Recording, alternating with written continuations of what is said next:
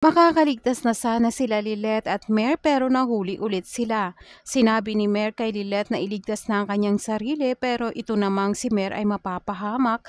Kaya nga nang may marinig na putok itong si Lilet, siya ay muling bumalik at akala niya ay natamaan si Mer pero ginawa lang ito ng lalaki para matakot sila.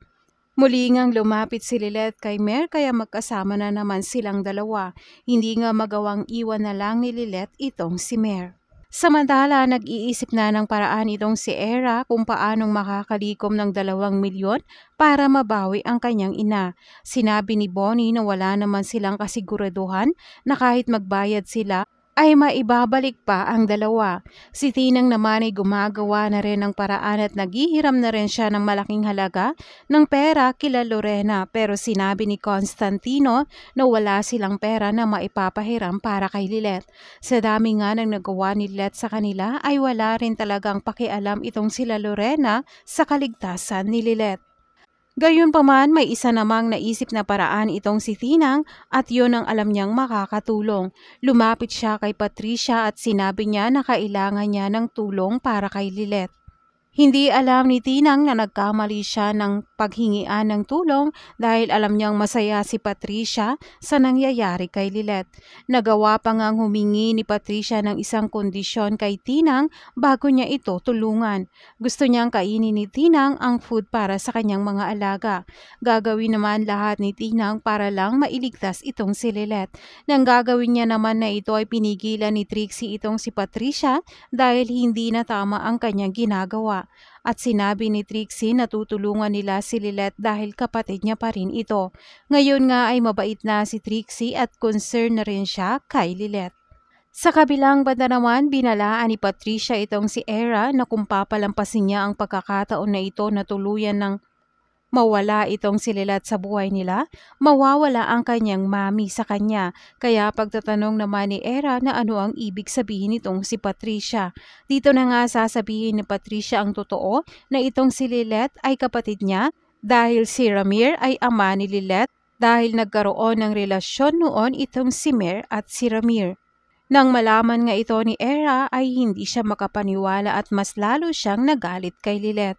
Dahil nga sa galit niya kay Lilet kaya magagawa niyang makipagsabuatan dito kay Patricia. Hindi siya papayag na makaligtas pa itong si Lilet at ang mami niya lang ang gusto niyang mailigtas. Pero hindi rin naman magtatagumpay itong si Patricia at Era dahil magkakaalaman na rin. Dahil habang magkasama itong si Lilet at Mer, nagkwento nga ni Mer na kaya niya nagawang iligtas itong si Lilet dahil natatakot siya na masasaktan itong si Tinang kapag nawala si Lilet. At alam niya ang pakiramdam ng ina na mawalan ng anak. Ganon din si Lilet na banggit niya na maaaring si Patricia ang may pakana nito dahil alam niyang galit sa kanya itong si Patricia. Dagdag pa nga ni Lilet na kung sakaling mawala sila at makaligtas naman itong si Mer, sabihin sa kanyang ama na si Ramir na mahal niya ito. Dito na nga magugulat si Mer nang sabihin ito ni Lilet. Masasabi na ni Lilet ang totoo kay Mer na iniwan siya ng kanyang ina kay Ramir noon. Dito na mapapaiyak itong si Mer dahil ang anak pala na matagal niya nang hinahanap at akala niya ay patay na, ito palang si Lilet ay si Lily. Kaya nga dito na sasabihin ni Mer ang totoo kay Lilet na siya pala ang kanyang tunay na anak.